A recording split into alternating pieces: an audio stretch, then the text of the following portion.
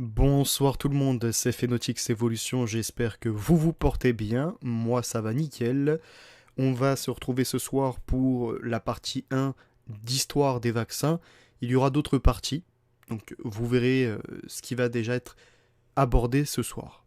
Donc je vous salue rapidement ceux qui êtes présents, n'hésitez pas, comme à votre habitude, à liker si vous appréciez le travail et ce qui vous est proposé, à partager autour de vous si ça vous semble important. Bonsoir Luc, bonsoir Evolution 86 qui du coup diffuse ceci sur des lives. Et bonsoir à Juju, Ponce Pilate, Angelou et tous ceux qui vont arriver entre temps. Donc on va de suite commencer pour ne pas perdre ce temps. Le premier vaccin remonte à 1796, c'est un médecin anglais, le docteur Jenner, qui eut l'idée d'inoculer à des individus en bonne santé le pus de la variole des vaches dans le dessein de les protéger contre la variole humaine. La variole de la vache s'appelait la vaccine, d'où le nom de cette nouvelle technique de prévention. Le mot vaccin est dérivé de la variole vaccinale, c'est-à-dire la variole de la vache. Le virus de la vaccine, une maladie des bovins qui touche aussi les humains, ressemble tellement à celui de la variole que l'exposition à la vaccine confère une immunité à la variole.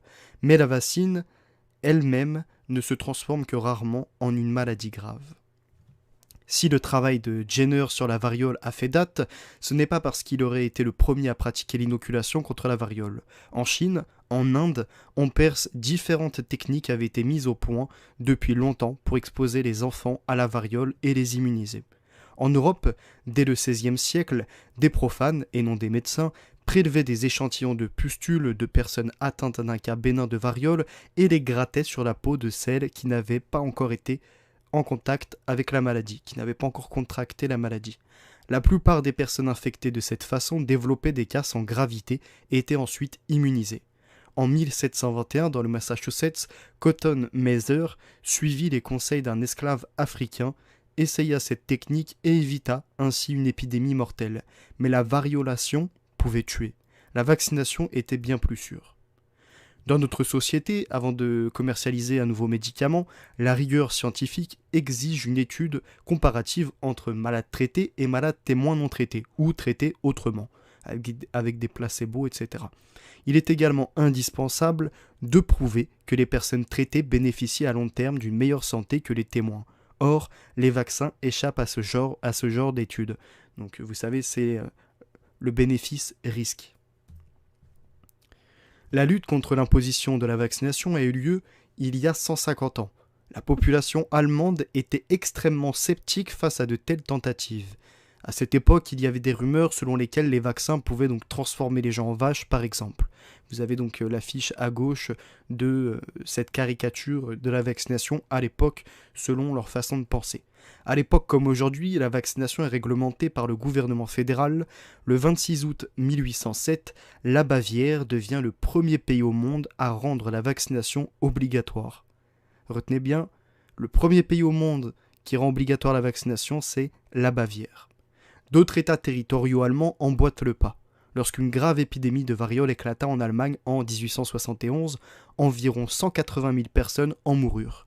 En conséquence, l'État d'Otto von Bismarck a introduit la vaccination obligatoire avec la loi sur la vaccination du Reich, donc du Royaume, en 1874 et est ainsi intervenu dans la vie de l'individu. Il existe des centres de vaccination et les médecins immunisent dans les fermes. Ceux qui refusent de se faire vacciner, à l'époque déjà, s'exposent à des sanctions, amendes, emprisonnement ou encore vaccination forcée. Est-ce que l'histoire se répète ? Il est fort probable que l'histoire se répète en effet. La vaccination infantile obligatoire a été introduite en Angleterre par la loi sur la vaccination en 1853. En 1871, les parents pouvaient être condamnés à une amende pour non-respect, puis emprisonnés pour non-paiement. Cette opposition s'est intensifiée et la loi de 1898 sur les vaccinations a introduit une clause de conscience. Celle-ci permettait l'exemption sur présentation d'un certificat d'objection de conscience signé par 2 magistrats. De tels certificats n'étaient pas toujours faciles à obtenir et une autre loi de 1907 autorisait l'exemption par une déclaration solennelle qui ne pouvait être refusée. Bien que théoriquement toujours obligatoire, la loi de 1907 marqua effectivement la fin de la vaccination obligatoire des nourrissons en Angleterre. Aux États-Unis, La vaccination était réglementée par des États individuels, le premier à imposer la vaccination obligatoire étant le Massachusetts en 1809. S'ensuivit alors des séquences de contraintes, d'opposition et d'arrogations dans divers États.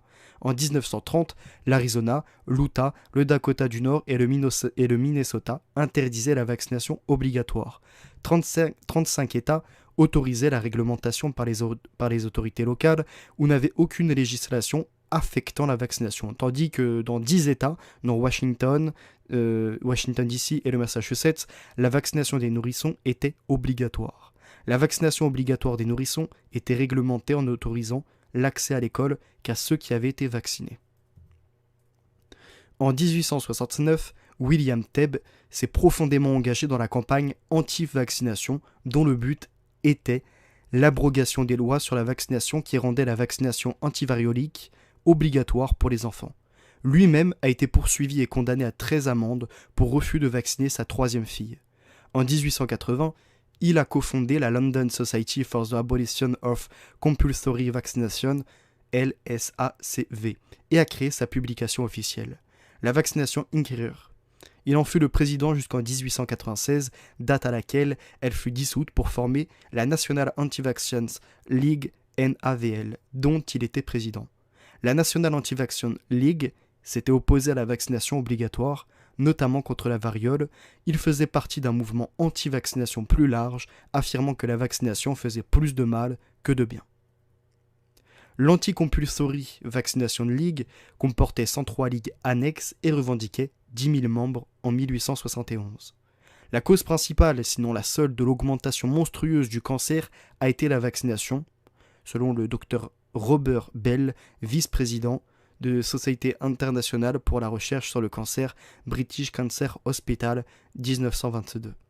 La vaccination provoque une fausse couche. Un contrôle minutieux a montré que 47% des femmes qui avaient été vaccinées au cours du deuxième ou du troisième mois de grossesse n'avaient pas réussi à donner naissance à un enfant normal. Vaccination at Work, le pédiatre consultant du conseil du comté de Lanarkshire, The Lancet, Londres, page 47, du 6 décembre 1952. Les vaccinations sont désormais pratiquées pour des raisons purement commerciales car ils rapportent d'énormes profits à l'industrie pharmaceutique. Il n'y a pas de preuve scientifique que les vaccinations sont bénéfiques. Dr Gerard Butchwold, Vaccination, le marché de l'angoisse. Donc en anglais, c'est une traduction que j'ai faite. Donc après je vous laisse voir en anglais, c'est en fait un livre qu'il a édité. Donc sur la dernière citation, celle de ce monsieur, je ne suis pas d'accord sur le fait que l'on puisse dire que tous les vaccins pour dire que tous les vaccins ne protègent pas et n'ont pas d'apport bénéfique. Bon, j'ai fait une erreur de frappe. Par contre, il a raison sur le business autour de ces vaccins. L'affaire de la grippe espagnole 1918. L'origine de l'épidémie n'est pas établie avec certitude. Les premiers cas ont été répertoriés en mars 1918 dans le Kansas parmi des soldats américains. La maladie se serait ensuite propagée en Europe à la faveur de convois militaires. Les origines de l'épidémie n'ont probablement rien à voir avec le pays de Cervantes. Alors pourquoi cette grippe a-t-elle été appelée espagnole ? Sans doute à cause du secret militaire qui entourait la santé des soldats durant la Première Guerre mondiale. Il était possible pour les journaux d'évoquer un virus qui décimait les troupes. En revanche, la presse pouvait écrire sans retenue sur la grippe qui frappait l'Espagne, pays neutre et non soumis à la censure. Les nombreuses autopsies menées sur des patients décédés de l'épidémie de grippe espagnole ont confirmé que la première cause de la mort était que les poumons s'étaient remplis de liquide, soit à cause de la maladie, soit en raison d'une forte réponse immunitaire du corps à l'infection, a expliqué à l'AFP en Nouvelle-Zélande le docteur Peter Robbins, un historien à l'University of Sydney spécialisé en médecine et technologie. Il est vrai que des recherches avaient été menées pour tenter de fabriquer un vaccin. Mais à l'époque, les scientifiques n'avaient pas réussi à trouver l'agent à l'origine de la maladie car les microscopes utilisés n'étaient pas assez puissants pour identifier des virus, selon le docteur Robbins. Il y a bien eu un vaccin expérimental contre la méningite bactérienne élaboré par le chercheur américain Frederick Taylor Gates, qui n'a rien à voir avec la famille de Bill Gates, sous le patronage de l'Institut américain Rockefeller de recherche médicale devenu l'université Rockefeller.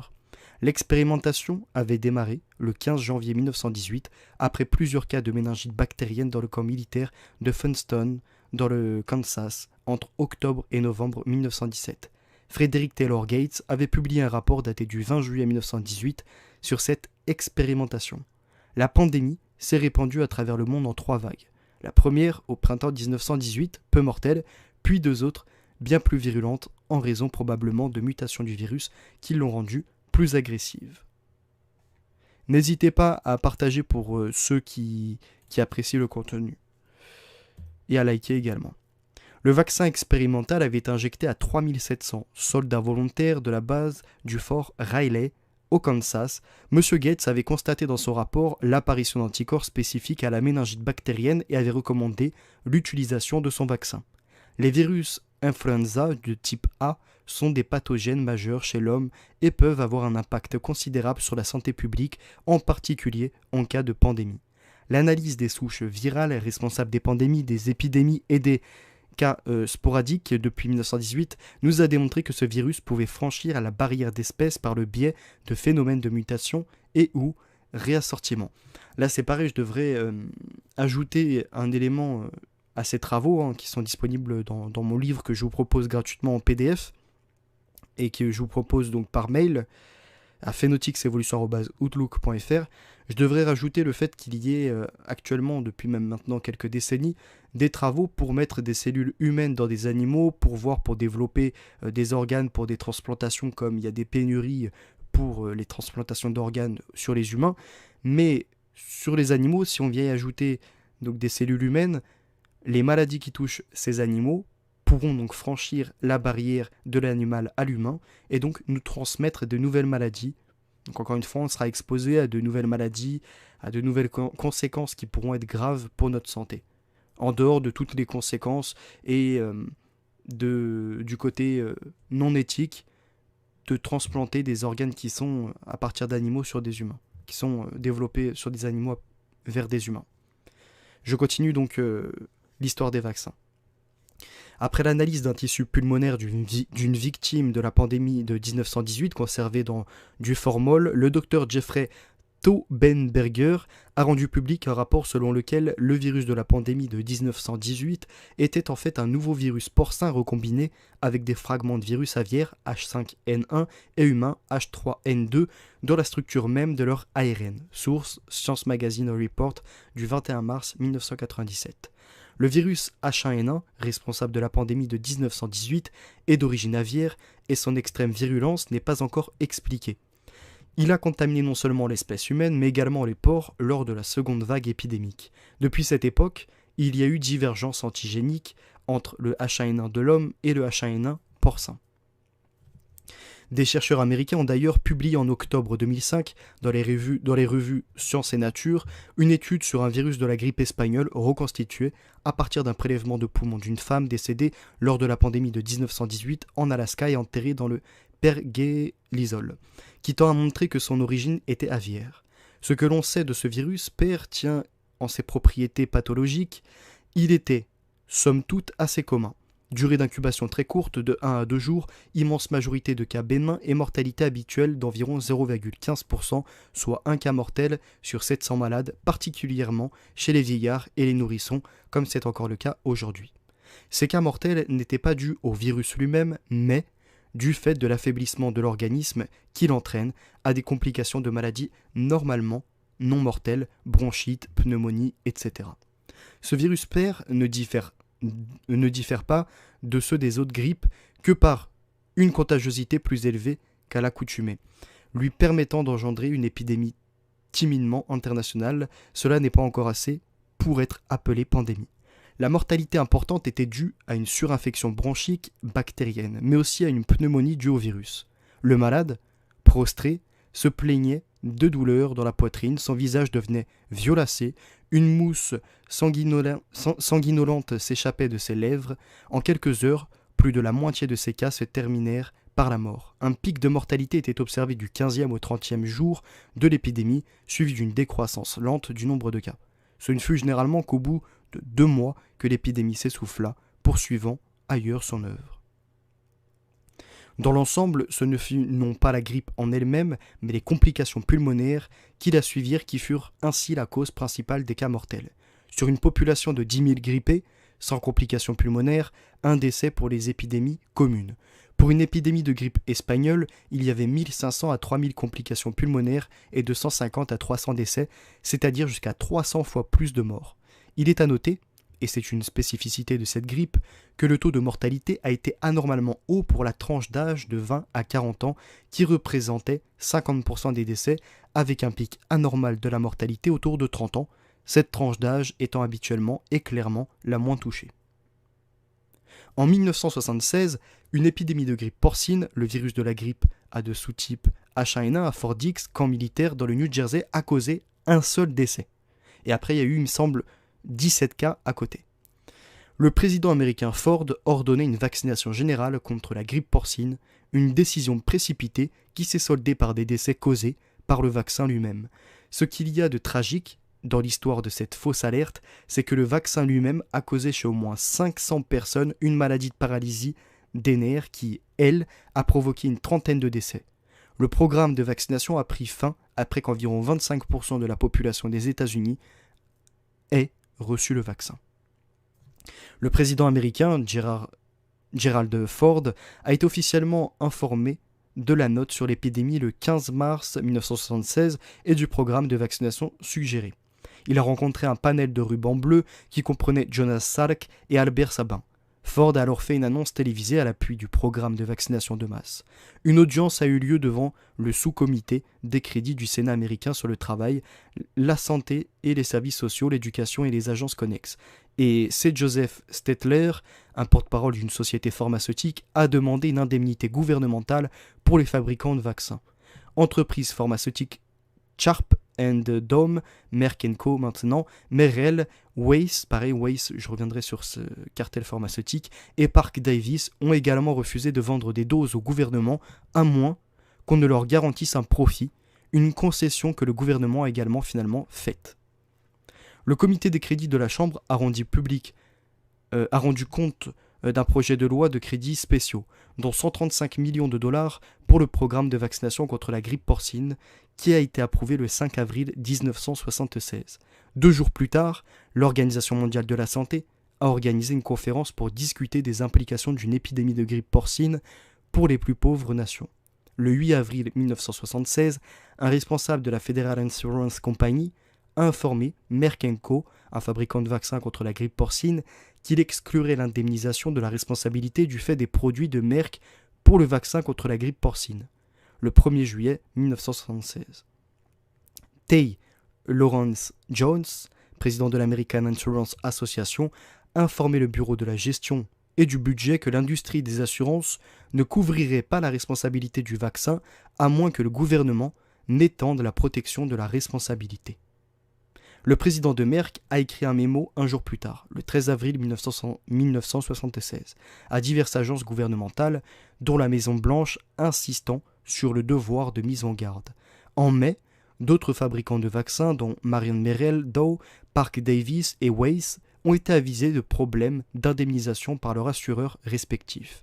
Le secrétaire adjoint, Theodore Cooper, a informé la Maison-Blanche le 2 juin, toujours en 1976, qu'une législation d'indemnisation serait nécessaire pour garantir la coopération de Merrell. En juin, d'autres fabricants de vaccins ont demandé la même législation. Un peu plus de 2 semaines plus tard, l'administration Ford a soumis au Congrès une proposition offrant une indemnité aux fabricants de vaccins.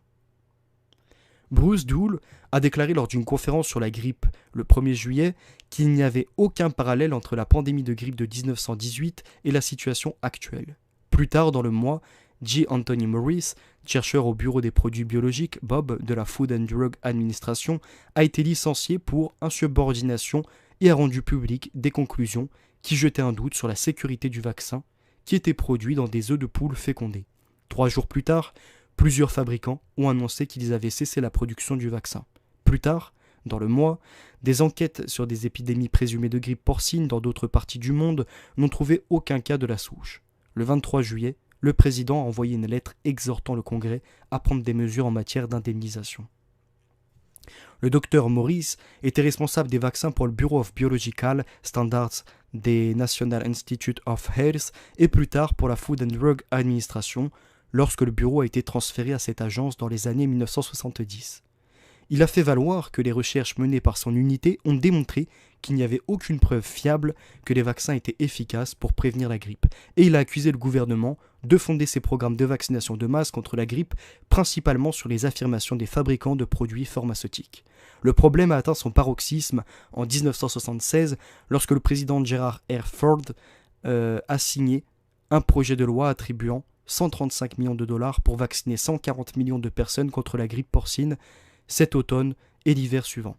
Le docteur Morris a été franc dans son opposition aux inoculations. Les événements ultérieurs ont semblé soutenir le scepticisme du docteur Morris. L'incidence de la grippe porcine chez les vaccinés était 7 fois plus élevée que chez ceux qui n'avaient pas été vaccinés selon des articles de presse. De plus, 12 Américains qui avaient été vaccinés contre la grippe porcine sont morts de complications liées au syndrome de Guillain-Barré, une polyneuropathie affectant le système nerveux périphérique. Plus de 200 personnes ont été paralysées selon les médias. Au début des années 1970, avec son avocat James Turner, le docteur Morris a dressé une liste de ce qu'ils ont qualifié d'erreurs et d'inefficacité dans les tests et l'homologation. Excusez-moi, j'ai eu du mal avec ce mot, donc avec les tests et l'homologation des vaccins, ce qui, selon lui, mettait en doute leur valeur pour le public. Elle a été envoyée au sénateur Abraham A. Rybikoff, qui dirigeait un sous-comité sénatorial qui supervisait le NIH, National Institute of Health. Rybikoff a rendu la liste publique. Un comité d'enquête nommé par le gouvernement fédéral n'a trouvé que quelques irrégularités mineures qui n'impliquaient aucun risque pour le public. Le professeur Robert Simpson de Rutgers évoqua les possibles dangers des vaccins lors d'un séminaire de 1976 pour les auteurs scientifiques parrainés par l'American Cancer Society. Les programmes de vaccination contre la grippe, la rougeole, les oreillons, la polio, etc. peuvent en fait ensemencer les humains avec de l'ARN pour former des provirus latents dans les cellules de tout le corps. Il pourrait s'agir de molécules à la recherche de maladies. Lorsqu'elles sont activées dans des conditions appropriées, elles pourraient provoquer diverses maladies, notamment la polyarthrite rhumatoïde, la sclérose en plaques, le lupus érythémateux disséminé, la maladie de Parkinson et peut-être le cancer. La National Childhood Vaccine Injury Act, NCVIA, de 1986, a été promulguée par le président des États-Unis, Ronald Reagan, dans le cadre d'un projet de loi sur la santé plus vaste le 14 novembre 1986. L'objectif de la NCVIA était d'éliminer la responsabilité financière potentielle des fabricants de vaccins en raison des réclamations pour blessures liées au vaccin afin d'assurer un approvisionnement stable en vaccins sur le marché et pour fournir un arbitrage rentable pour les réclamations pour blessures liées au vaccin.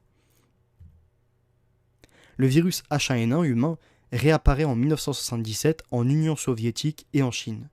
Des virologistes se fondaient sur des tests sérologiques et génétiques précoces, suspectent rapidement une fuite de laboratoire pour un virus datant de 1949-1950. Des soupçons ensuite confirmés grâce au progrès des techniques de génomique.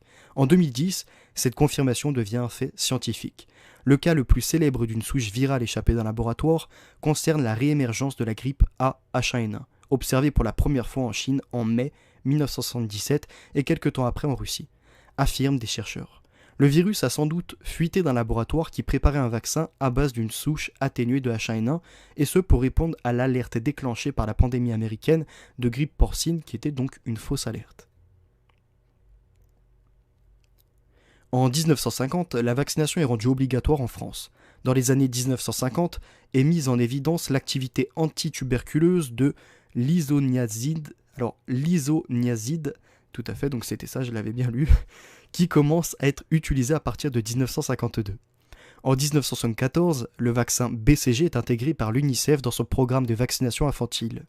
Le BCG, pour vaccin bilier de Calmette-Guérin, bilier signifiant qui contient de la bile, malgré plusieurs bons résultats et l'absence de brevets déposés par ses créateurs, le BCG mettra encore plusieurs décennies à se développer, en France comme à travers le monde.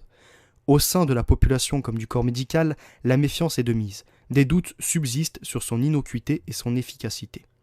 Les complications vaccinales du BCG ne sont pas exceptionnelles. Parmi celles-ci, les ostéites tiennent une place particulière. C'est par ces phrases que débute un article publié en 1979 et consacré aux ostéites à BCG. Ces atteintes osseuses présentent des localisations multiples mais plus fréquentes dans les genoux et peuvent se déclarer 6 à 33 mois après la vaccination. Aucune n'a révélé de déficit immunitaire. Leur fréquence varie énormément d'un pays à l'autre. C'est dans les pays scandinaves qu'elle est la plus élevée. Pour la période de 1948-1974, elle a été de une ostéite pour 21 800 vaccinations en Finlande, une ostéite pour 28 270 vaccinations en Suède, contre une ostéite pour 2 700 000 personnes en France. Alors donc l'explication principale de cette discordance dans les estimations est très simple. Il n'existe pas de système de surveillance régulier de ces incidents en France.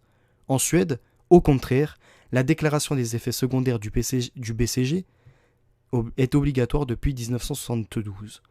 Le résultat immédiat a été une multiplication par 5 du taux des ostéites entre 1971 et 1972 pour atteindre le rapport énorme de une ostéite sur 3500 vaccinations, ce qui a conduit à l'arrêt des vaccinations systématiques par le BCG dans ce pays. Des taux comparables étaient relevés en Finlande. Donc le vaccin créait des ostéites, donc créait des problématiques de santé à ceux qui étaient vaccinés. Voici ce qu'écrivait donc James dès 1955. J'ai toujours été stupéfait que la légende de sécurité de la vaccination BCG se soit établie aussi facilement. En effet, en l'absence de preuves concluantes de son efficacité, beaucoup de médecins l'utilisent croyant qu'il s'agit... Alors, excusez-moi, je me suis trompé, qu'il s'agissait pas du tout ce qui est inscrit. Beaucoup de médecins l'utilisent croyant que s'il ne fait pas de bien, au moins il ne fait pas de mal. Je crois que le BCG est la substance la plus dangereuse qui s'est toujours abritée derrière le principe d'inoculation protectrice. S'interrogeant sur les raisons de son succès, il ajoutait « Je peux seulement supposer que sa réputation d'innocuité est fondée sur l'axiome des propagandistes selon lequel, si une déclaration est répétée suffisamment souvent, elle peut, à la longue, atteindre le prestige de la vérité. » Pendant plus de 50 ans, les petits Français seront vaccinés malgré les doutes sur l'efficacité réelle du vaccin BCG. En 1997, l'OMS tire la sonnette d'alarme, attribuant notamment l'échec de la lutte mondiale à une confiance exagérée dans le BCG. Et 10 ans plus tard, en 2007, la France décidera de mettre un terme à la vaccination obligatoire du BCG. Donc là, voici les chiffres, l'évolution du marché mondial du vaccin de 2005 à 2020. Vous voyez juste que c'est un marché qui est exponentiel, qui ne cesse de grimper, et ça va continuer. Ça va continuer, on n'a pas les chiffres de 2021, mais bon, les chiffres ont dû exploser. Et là, en dessous, vous avez donc un autre graphique. Vous avez les géants de l'industrie des vaccins, le chiffre d'affaires mondial de la fabrication des vaccins en 2019 en millions d'euros. Donc en millions d'euros, par exemple, pour GSK, GlaxoSmithKline, on est sur 8326 millions d'euros. Pour Merck, on est sur 7258 millions d'euros. Donc on est dans des milliards, pour comprendre un peu plus la situation. Donc là, il s'agit de la partie 1. Il y aura d'autres parties sur ces vaccins. J'aborderai notamment ce qui est de l'affaire The Cutter, de l'affaire donc avec le coronavirus actuel, le Ford Detrick, également un vaccin qui avait été développé par Evans, qui avait propagé après les attentats du 11 septembre de l'anthrax, parce qu'il avait donc développé un vaccin contre la bacille du charbon. Il y aura également sur les adjuvants, adjuvants aluminiques, mais les adjuvants aussi, d'autres adjuvants qui existent et qui sont beaucoup moins néfastes pour la santé. Et puis il y aura d'autres éléments encore qui seront ajoutés. J'espère que déjà cette première partie vous a plu, n'hésitez pas à liker, partager. Donc bonsoir Diana, bonsoir Cyril, bonsoir Une Marche, bonsoir Surfeur et bonsoir tous les autres. En France, ils ont caché les chiffres encore. Je vois que tu es toujours aussi humble, Une Marche. Bonsoir Gétou. Bonsoir Dan Payet, Daniel, bonsoir, merci, bon boulot Féno, c'est gentil, j'ai commencé à lire ton livre, nickel, tu me feras un retour. Daniel, si tu veux le livre dans sa dernière version, contacte-moi. Parce qu'entre temps il y a eu donc des mises à jour, il y a eu des ajouts d'informations, des corrections, et ce n'est pas encore fini, j'ai d'autres corrections à apporter, d'autres éléments à apporter, des réflexions aussi à apporter, bref, il y a pas mal de choses à faire encore. Avant d'attaquer le tome 2, bien entendu. Mais quand on s'intéresse à l'histoire et qu'on ne fait pas juste qu'un rassemblement d'articles de ce qui se passe actuellement, bah, on voit qu'il y a cette répétition de l'histoire. Une répétition et des psychologies des foules, des propagandes, une répétition également donc, des erreurs, que ce soit donc, dans ces vaccins, dans l'obligation, dans des politiques qui sont menées. Bref, il y a des erreurs qui se répètent et qui, à quelque chose près, sont calquées. C'est comme si l'histoire était calquée. Elle venait et tous les 100 ans ou tous les 50 ans, on devait répéter les mêmes erreurs pour peut-être un jour comprendre. Le plus jamais ça, etc. D'ailleurs, c'est pareil, hein, les erreurs qui ont été commises, enfin, c'est pas vraiment des erreurs parce que c'était volontaire, mais ce qui a été commis dans les camps de concentration, les expériences médicales sur les cobayes, etc., sur les cobayes, sur les prisonniers, sur leurs esclaves, c'est encore répété aujourd'hui contre de l'argent. C'est-à-dire qu'ils obtiennent le consentement par coercition. Et puis, également, là je m'intéresse à un autre sujet, donc ça n'a rien à voir avec les vaccins, quoique il y a quand même eu aussi des développements de vaccins dans ces camps de concentration, et avec même des bailleurs, etc., qui achetaient des lots de femmes, peut-être pour d'autres expériences médicales, mais c'était lié en tout cas pour le développement de médicaments ou de traitements. Et il y a un point intéressant qui est soulevé, notamment par rapport au camp d'Auschwitz. Et là, il faut que je cherche de la data pour m'affirmer. Pour l'instant, c'est qu'une hypothèse. Enfin, c'est pas vraiment qu'une hypothèse. Pour certains, c'est affirmé, mais moi, je dois recouper les sources pour être sûr que de base, ce qui était prévu, c'est dans ce camp-là, au niveau de la Pologne, d'aller mettre des soviétiques en fait dans ces camps. De prendre des soviétiques et de les rendre esclaves. De prendre des soviétiques, donc pour esclaves pour IG Farben, d'accord, donc pour tout ce qui est de l'industrie pharmaceutique, chimique, etc. Et puis, bon, bah, sur le même coup, faire des expériences sur les soviétiques. Mais du coup, ça n'a pas marché. Alors, ils ont rempli les camps avec des noirs, des tziganes, des juifs, des opposants. Bref, ils ont rempli les camps finalement avec d'autres personnes, d'autres types de populations qui n'étaient pas forcément visées prioritairement. Voilà, mais ça, pour ça, faut que je recoupe encore les informations. Ce n'est pas encore certain. Bonsoir Pascal, Diana, je t'ai déjà salué. Du coup, toutes les dégénérations et c'est plus pourri la pilule rouge humaniste qui survit. Bah c'est ça, mais c'est même pas une question. Alors si on pourrait prendre à la Matrix pilule bleue, pilule rouge. Bleu-rouge, finalement, c'est utopie, dystopie, c'est placebo, nocebo. Soyons plutôt dans la réalité, dans le réalisme. Alors, certaines fois, le réalisme peut paraître pour un pessimisme, le réalisme peut paraître pour une arrogance, mais il faut exposer les faits, c'est comme ça. Je vous remercie en tout cas d'avoir été présent, et puis bah, pour ceux qui sont arrivés entre-temps, n'hésitez pas à revoir le début du live. Donc, il s'agit Histoire des vaccins, #1, vous voyez, ça dure une demi-heure, donc c'est plutôt rapide, et je vais faire certainement 2, 3, peut-être 4 épisodes. En tout cas, je reprends des parties du livre que j'ai assemblé, que vous pouvez récupérer à cette adresse mail, hein, c'est gratuit, phenotixevolution@outlook.fr, et pourquoi pas, à la fin de tout ça, j'ajouterai une conclusion qui sera plus personnelle. Là, vous voyez, c'est des faits, donc quand c'est des faits, on ne peut pas dire « je pense que si », l'opinion, on s'en fout dans tout ça. Ce qui est important, c'est les faits, donc évidemment, les faits proviennent d'articles, proviennent de livres déjà écrits, proviennent de certaines recherches, proviennent de scientifiques, proviennent, bref, de journaux, etc. Donc oui, ça ne vient pas de ma plume. Mais heureusement que ça ne vient pas de ma plume. Heureusement que je relate des faits historiques et que ça ne vient pas de ma plume, que je me mets à écrire, oui, voilà, alors je pense que en 1800, il se passait ça, non. Voilà. Je vous remercie en tout cas d'avoir été présent et n'hésitez pas à partager autour de vous si vous aimez, à commenter également. Et on se retrouve très prochainement. C'était Phenotix Evolution. Bye.